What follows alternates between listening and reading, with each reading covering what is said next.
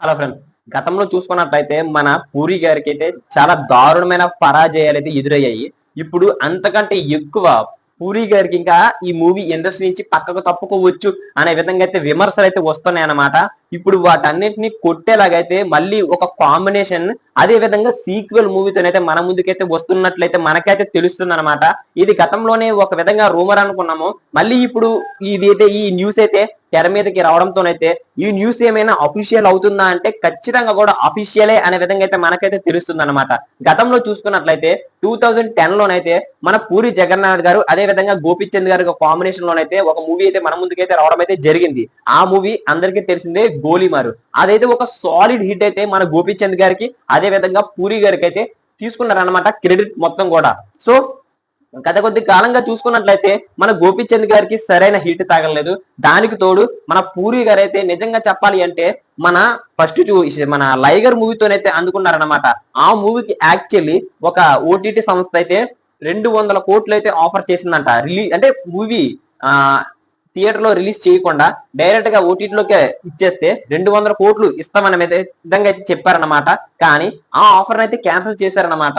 So ఆ cancel చేసిన effect అయితే ఖచ్చితంగా కూడా ఇప్పటికీ కూడా బాధపడుతున్నారని చెప్పడంలో అయితే ఎటువంటి సందేహం లేదు. ఆ మూవీ అయితే 50 కోట్లు కూడా లాగలేదు అంటే ఒక్కసారి ఊహించుకోండి నిజంగా ఆ మూవీ అయితే ఎంత దారుణమైన పరాజయం ఎదురైందో. దానికి తోడు ఇస్మార్ట్ శంకర్ ఏ విధంగా బ్లాక్ బస్టర్ అయిందో అందరికీ తెలిసిన విషయమే కదా.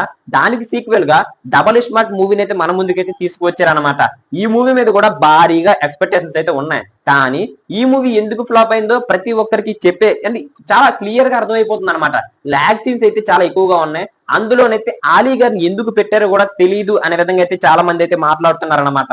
ఇప్పుడు మరి ఎలాగైనా సరే ఇప్పుడు ఈ దారుణమైన పరిస్థితి నుంచి బయట పడతారా మన పూరి గారు అంటే ఖచ్చితంగా కూడా పడతారు అనే విధంగా అయితే మనకైతే తెలుస్తుంది. ఇప్పుడు మన పూరి గారు అదే విధంగా గోపిచంద్ గారు ఒక సాలిడ్ కంబ్యాక్ తోనైతే మన అందరి ముందుకు వచ్చేస్తున్నారు.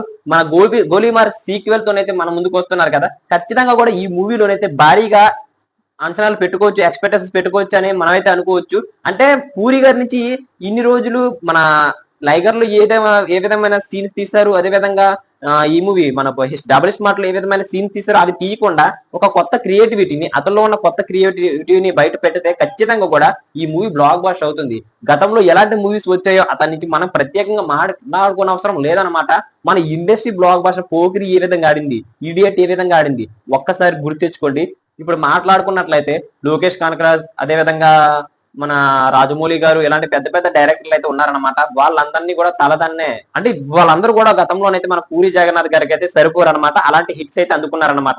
మరి అలాంటి డైరెక్టర్ ని తక్కువ అంచనా వేయడం చాలా చాలా చాలా తప్పు అనమాట.